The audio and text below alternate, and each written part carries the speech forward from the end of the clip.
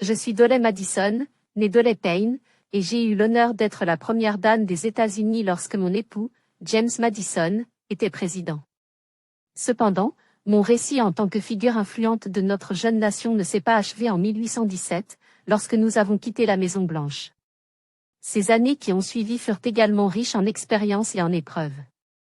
En 1817, lorsque James et moi avons quitté Washington pour retourner à notre domaine de Montpellier, je me suis pleinement consacrée à notre maison et à notre ferme.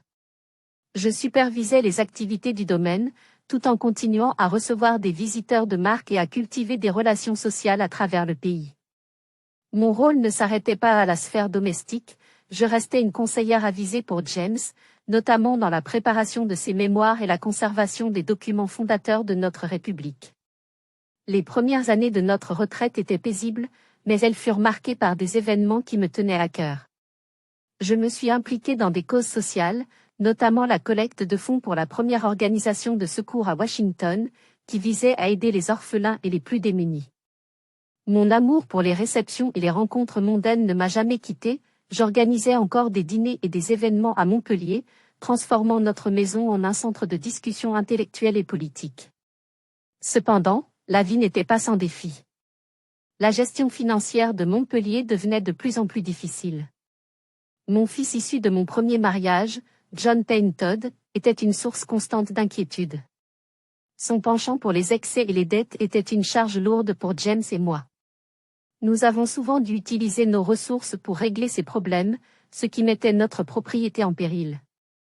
Malgré ces épreuves, je restais une figure respectée et admirée. Mes années à la Maison-Blanche avaient laissé une empreinte indélébile.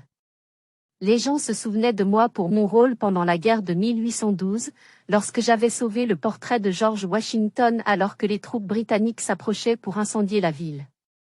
Ils appréciaient aussi ma manière de transformer les réceptions officielles en des événements chaleureux et inclusifs, qui renforçaient l'esprit national. En 1820, alors que les tensions politiques étaient vives à Washington, je restais une intermédiaire influente. Les politiciens et les diplomates continuaient à solliciter mon opinion et mon soutien, convaincus de mon influence dans les cercles du pouvoir. J'avais toujours cru en l'importance de construire des ponts entre les différentes factions politiques, et je faisais de mon mieux pour encourager le dialogue et la compréhension. Lorsque James s'éteignit en 1836, une partie de moi mourut avec lui. Toutefois, je savais que mon devoir était de perpétuer son héritage. J'ai vendu les papiers de James au gouvernement pour garantir que ses contributions seraient préservées pour les générations futures.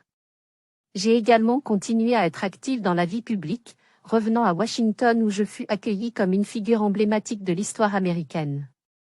Ces années de 1817 à 1825 furent donc marquées par une transition de première dame à gardienne d'un héritage. Bien que la vie ait été parfois difficile, je suis restée fidèle à mon rôle de soutien indéfectible à James, à ma famille et à ma nation. Mon nom est Dolly Madison, et mon histoire est celle d'une femme dévouée à l'idéal d'une Amérique forte et unie.